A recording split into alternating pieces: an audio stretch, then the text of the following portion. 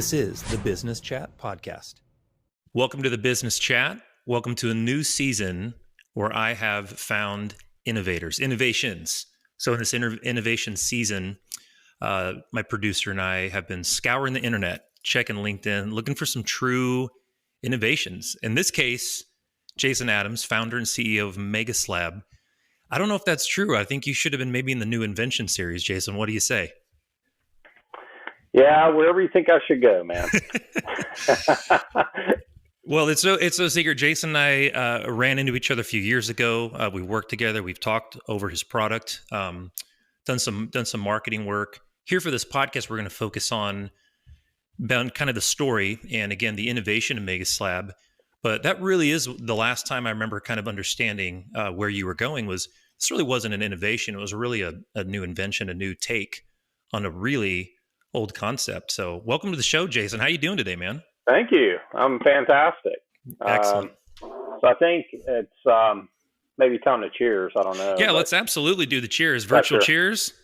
Yeah, I got your mug here with Creature Comforts out of Athens, Georgia. So cheers to you, Drew. Cheers. Right back at you. And I'm drinking M43 from Old Nation Brewery here in the great state of Michigan. So cheers right back at you. Cool.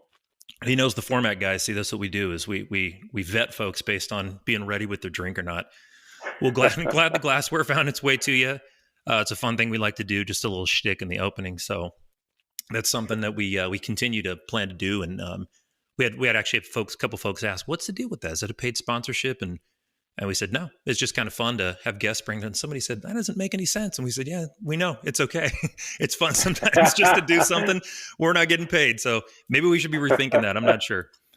Well, listen, this is your time. You know, the audience today, Jason, is hearing a lot from this show.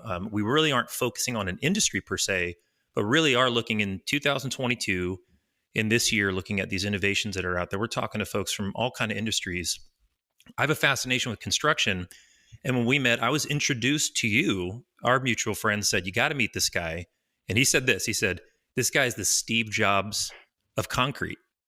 And I'm going, well, if that isn't a title for the decade, I wonder if he wants to be called, and I got to say you've kind of lived up to that because the things that you've said, the claims on your website, even some of the water cooler talk about your product and just those products is guys go, yeah, Jason just doesn't do it the way we do it. He just doesn't really have any regard for the fact that this product is revolutionary, and you're a professional. You're a respectful guy that understands that there's a lot of myth and legend out there about concrete technology, but nonetheless, you claim this is the best. So let's get into it.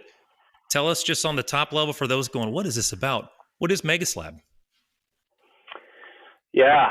Well, before I get into that, I don't know if I want to be called the Steve Jobs of concrete. There's probably some other folks that I could be referenced to, but yeah, that's a little flattering, I guess. Sure. But yeah, concrete's been around for a long time, and in different forms, different fashions, different chemistry. But the great thing about chemistry is that it doesn't change. And, I like to say that Romans would be envious of MEGASLAB and the technology that we have and the process that we have to create some of the strongest, most durable concrete we've ever seen before. Mm-hmm. So MEGASLAB's really a technology company. Yeah. We don't produce the concrete. We don't install it typically. We are a technology that is implemented into the supply chain. Mm-hmm. That basically takes ordinary concrete and converts it into MEGASLAB in about 5 minutes. Interesting. So it's a very scalable idea. It's been installed in 14 states across the U.S. and we continue to grow. This idea was really started to be of service and to provide something extraordinary. Mm-hmm. I didn't want to come to market with something that was inferior. No doubt. Yeah. I feel like we need to be good stewards of the environment. We need to just be good at stewards of the things that we've been blessed with, and try to make them better. And that's how we kind of leave things as we move from Earth into the next life, if you will. So, Yeah. so yeah, I mean, that's kind of where the idea came from, or, No, I love its this. I roots. mean, you're doing my job here, and I love that you launched right into the stewardship idea. And with all kidding aside about your title, the word's getting around, right? And so since you and I had met, I'm coming across. Hey, you heard people talking about different innovations, and they heard of MEGASLAB. Oh yeah, we've come across that. So it's funny. In the time you and I bumped into one another in 2017, early 2018, that it was. I remember having a really nice conversation with you in Georgia, and you were going, "Hey man, people are not going to believe what this thing does." But in my industry, it's just kind of that's the way we've always done things, man. Like, don't rock the boat. And that's the case in a lot of industries. And it's been interesting to see you stay very professional, suited, booted, just continuing to pound your drum. And here we are talking, and it's all over the news. And I Google search what you're doing, and it's showing up. For folks watching, maybe some folks that even still are skeptical, um, and a lot of our listeners that are just genuinely just learners and just understand what's going on. Talk to us about what inspired you to start MEGASLAB. So you started kind of dropping a few of those concept of being a good steward and those kind of things, but take us back to when the light bulb went off for Jason Adams and you went, I think I've got it. Well, I think before I get into the light bulb moment, because there was a few of those, I would say that I hate the phrase, "we've always done it this way." Yeah. That's the most dangerous phrase in our language. And I heard it throughout my entire career in construction. Mm-hmm. I've been in construction for a little over 22 years. I spent about a decade of that on the general contracting side, built some high-end condos and different things, and Mm-hmm. just really learned a lot from some incredible mentors. Right. And in the construction space and general contracting space. And then 2008, about that time is when I fell into concrete, no pun intended. It was the Great Recession in Atlanta. Yeah. It was a terrible time to be in construction. Unemployment rate was about 45% for construction folks in Atlanta. But, through very hard work and a great team around me, I helped grow company 300% through the Great Recession. So 2008 to 2012, I was helped running that company. And then 2012, I decided to start my own because the economy was coming back. Construction started to boom again, if you will. And I just said, hey, if I can help another company grow through that terrible time, I should be able to do this on my own. And that's when I started a concrete construction company, Sinclair Construction Group, back in 2012. So, coming from the GC side, you get a little bored just focusing on one trade, but it was a relief. You don't have to focus on all the trades anymore. You don't have to focus on schedules for all the trades and giving the owner the end product. Now you get to, kind of focus on one particular trade and being really good at it. So we did that. But in 2015, I helped build a sculpture called Stealth. So if you look up Stealth Sculpture Atlanta, you'll see a lot of pictures of it. Mm-hmm. I think we even have a video documenting the construction of it on YouTube, which is really neat. And that kind of opened my eyes to concrete as a material, and what all can we do with this incredible material, the second most used substance on the planet, right, and the number one building material in the world. Second most used substance on the planet. That's a fact, huh? It is. Yep, wow. It's a fact. Water's number one. Water than concrete, guys. You hear that? Yeah. Second most used. Just, the blue planet, water, and then concrete. That's amazing. Yeah, no big deal. Right. No big deal. So, I think Stealth really got my wheels turning, and it didn't really stop turning. And then finally, I think in about 2018 is when I got a little inspired to think differently about how can a product, any type of product, take Sinclair into a deep blue ocean. I don't know if you've read the book, The Blue Ocean Strategy. It's a great book. And it talks about... I know the book. It talks about how in construction, a lot of contractors know exactly what I'm about to explain. is that we're kind of all in this red shark infested ocean. And it's you're only as good as your worst competitor. And with concrete being a commodity, it's a very tough business. It's a tough business to survive in. Yeah. So anyways, 2018, I'd known a pretty brilliant man in the concrete space. His name is Sylvester Schmidt, and he's forgotten more about concrete than a lot of people know. And had breakfast with him and said, Sylvester, I want to create, a slab system or a technology company. Mm-hmm. Just don't really know what that looks like yet, but I want to do it. He goes, you can do it, Jason. And I asked him if he'd, be a part of that as kind of a chief technical officer. Right. And he agreed, which was great. So, yeah, man, there started the journey. He was your Steve Wozniak if we kept that going, right? Or maybe you were, yeah. Very cool. That's awesome. Yeah, so you start this team, you find this somewhat unknown expert, and from there, that really sounds like, light bulb or just kind of the inception, right? That's kind of the start. And around what year that was, Jason, you said again? Early 2018. Early 2018, yeah. And it must have been just shortly after when we had intersected. Very interesting. Cool. Well, I mean, and you said a few things there that's worth highlighting, and without dragging you back in your own story too much, I think the thing, about, again, construction in a lot of industries, I think folks resonate with is just that's just the way things have always been done.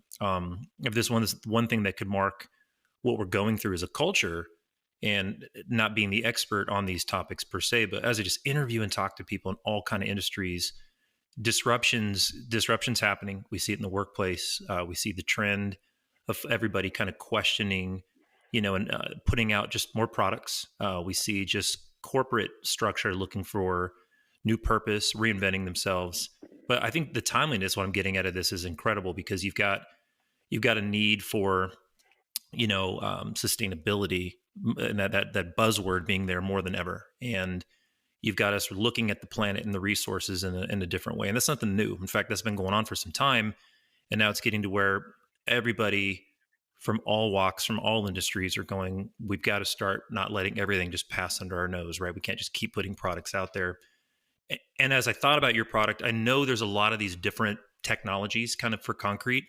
And you touched on a little bit of that. And that's kind of what I want to drop you back into. One of your statements is, how is then MEGASLAB different? And we've seen a lot of the things on your site.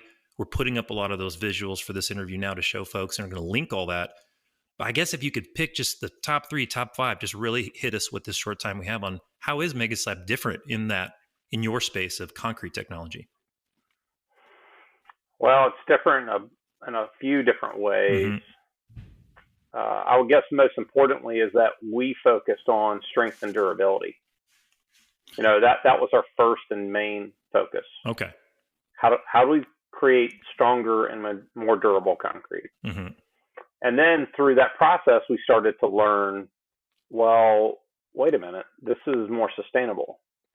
Well, it's more sustainable because it's more durable.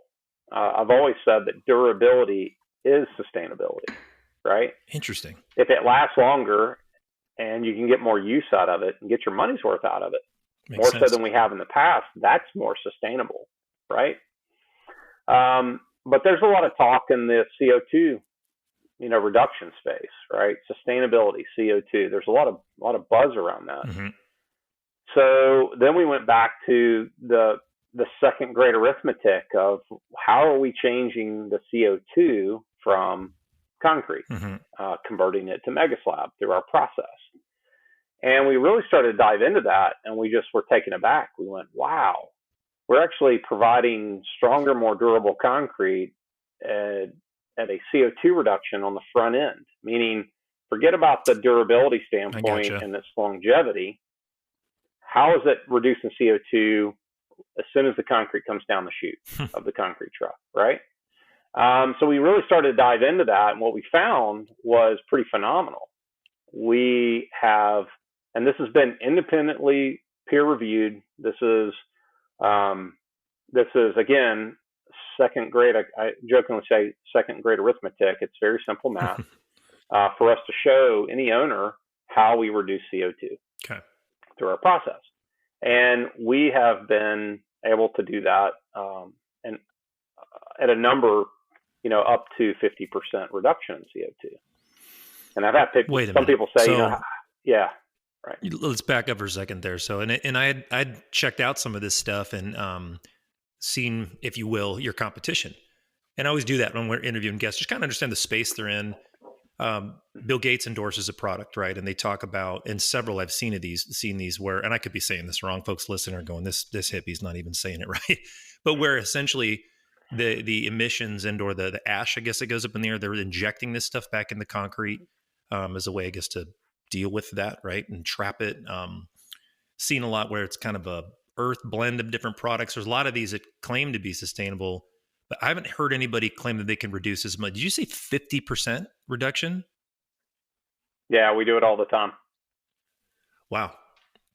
I mean, that's significant from the little research I've done. So I'm just kind of taken back a little here. Okay. Up to 50%. Yeah. Yep. And I was too, because again, I'm just trying to be a good steward, and I'm sick of the phrase, we've always done it this way.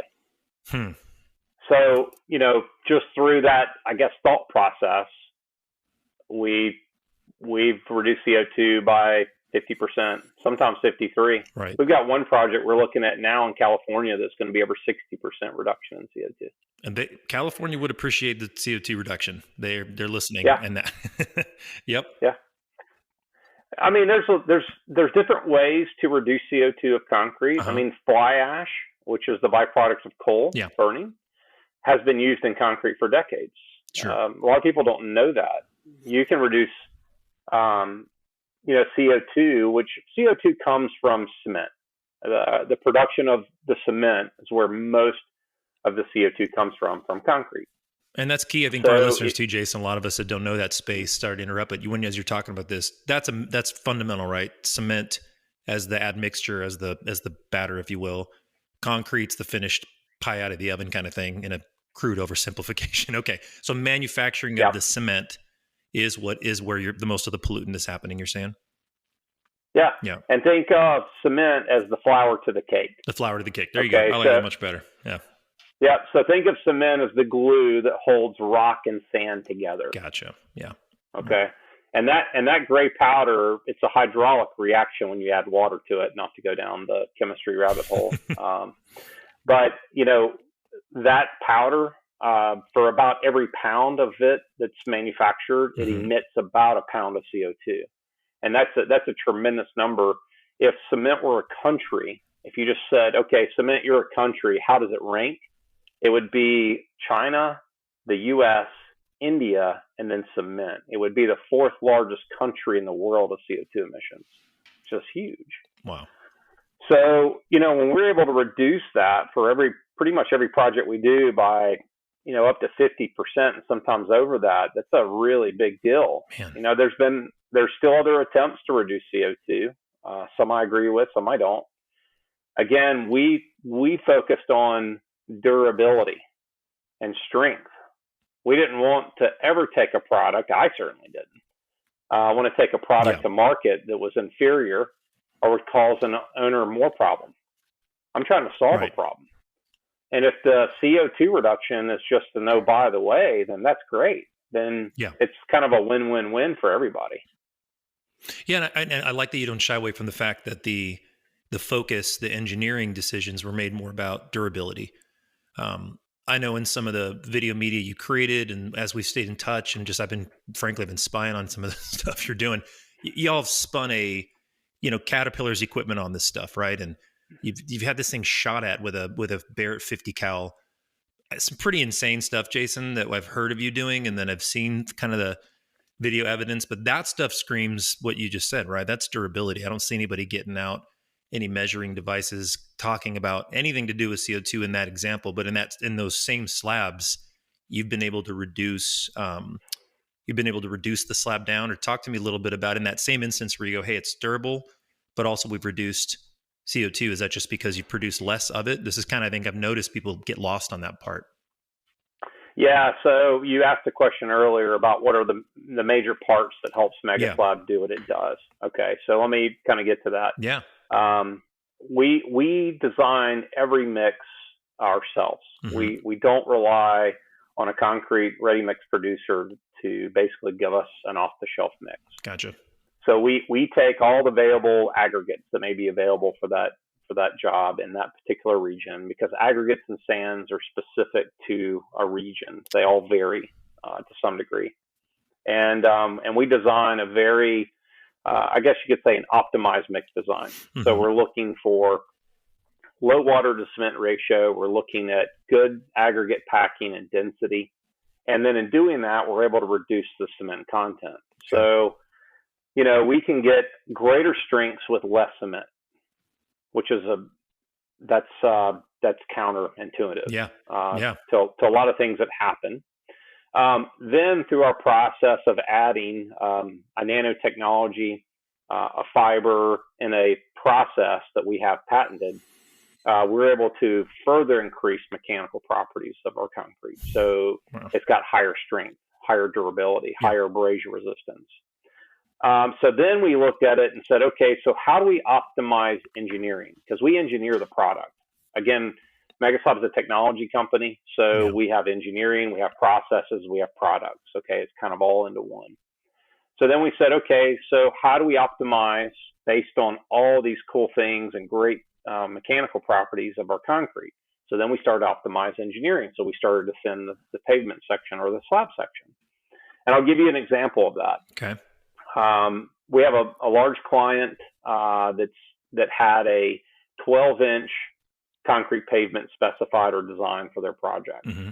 And then there was going to be joints every 10 feet. And inside that joint was going to be a steel dowel basket. So you kind of see these used in highway pavements. You see these dowels that are put into every joint. So we asked, specific questions about what is the traffic, what is the subgrade value. We asked some questions to kind of understand how they were going to use that roadway pavement. And this is miles of roadway. And we were able to categorize certain equipment for certain areas. So we took their 12-inch specified concrete pavement section down to 6-inch MEGASLAB in some areas, which is incredible. Wow. So we cut the thickness in half. Other areas, we went from 12 to maybe 10. Gotcha. But we were able to reduce some of that reinforcement, if not all of it. So, you start to look at these things and you go, wow. So not only are we optimizing the mix, mm-hmm. using less cement, using a more sustainable and lower CO2 mix design just right out of the gate. Then with our higher mechanical properties, we have optimized engineering. So now we're able to use less of that material. So it's hit from a couple different facets. It's not just one thing that gets squirted into the concrete to reduce CO2 by 5%. It's a holistic approach of mm-hmm. all these things coming together for that 50% and greater CO2 reduction. That's incredible. And I don't want to misquote you, but again, in some of the information I pulled up or the brand, but I've seen, and you might want to correct the statement, Jason, that y'all boasted being able to eliminate, at least in some situations, rebar. A little bit different topic, but is that accurate? It is accurate. Wow. And again, as a guy that's not the expert in this field and just barely even kind of a student of it, you could say, I realize that as you're able to eliminate, reduce the slab. So you're building a thinner, you're engineering, a less thick slab. You're putting out less concrete, less cement, less of the product.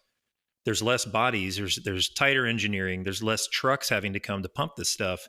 You guys are reducing the rebar in some situations. I'm just surprised this isn't the talk of the town, more than it is. And I can see that it's picking up speed, but this is some pretty incredible. These are some pretty incredible stats. And I did take a look at this before we hopped on this call, and could see a couple of these videos that have been posted recently that show where you guys have engineered, the spec down and been able to really, really produce something incredible for your client. And like you said, it's really the outcome that's the CO2 reduction. It's really a focus on sustainability. That's incredible. That's really cool. Yeah, thanks a lot. Yeah. Well, I mean, in the time we've got left, this is your time. I just want to make sure we're kind of, again, giving you that ability to cover all grounds. This is a scientific topic is the truth. You mentioned earlier you don't want to go down that rabbit hole. That's the nature of this product. It is a rabbit hole, and like you said, people don't want to do things differently. I know that's just that's the human condition.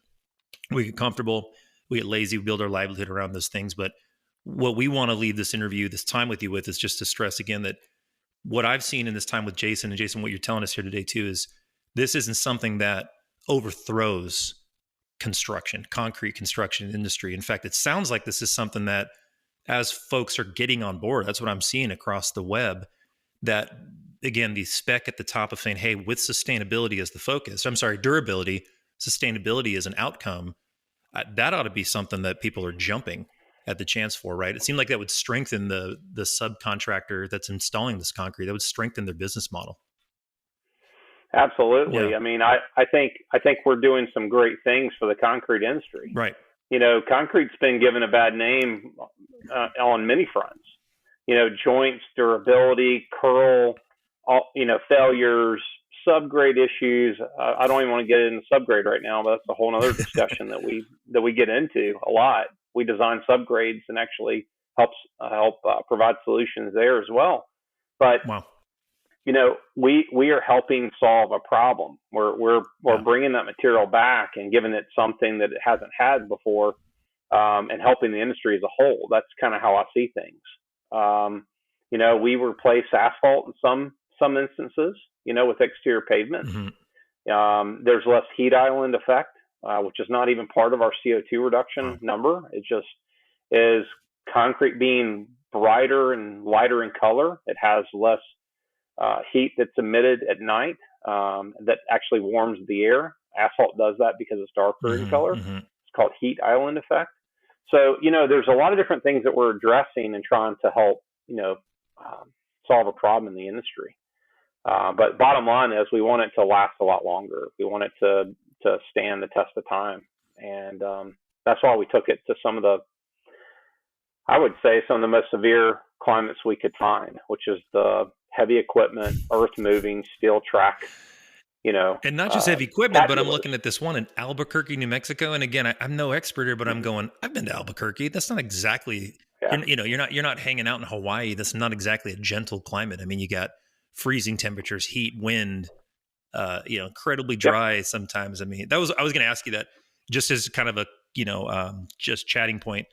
As a concrete expert, here's my only question for you, because I've seen kind of where you're talking about, man, this is a harsh environment. Where would there on the earth be a situation where concrete is loving its environment, or pretty much is every part of this country and most of the world going to pretty much put it through the test? I'm just curious, in Jason's opinion, if you're like, where the ideal slab is, man, it's it's right here, in this spot. I mean, I'd probably say the Sahara Desert may be worse than Albuquerque by not a whole lot.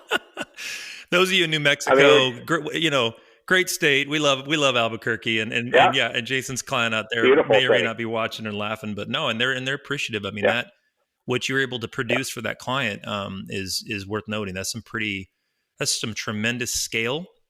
And again, that just seemed like Hollywood trickery when we were watching that Caterpillar spin on that one job, and then we were watching what you guys were able to do in Albuquerque. Tremendous, man. This is really cool. This is really neat. Yeah. Thank you. Yeah.